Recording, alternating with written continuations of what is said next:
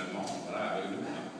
Bon, je vais donner la parole donc à la crâne locale, qui est le vice-ministre des Cultures. Bonjour, je suis très heureux d'être ici à Lorient, en représentant le gouvernement du côté de Sastouri.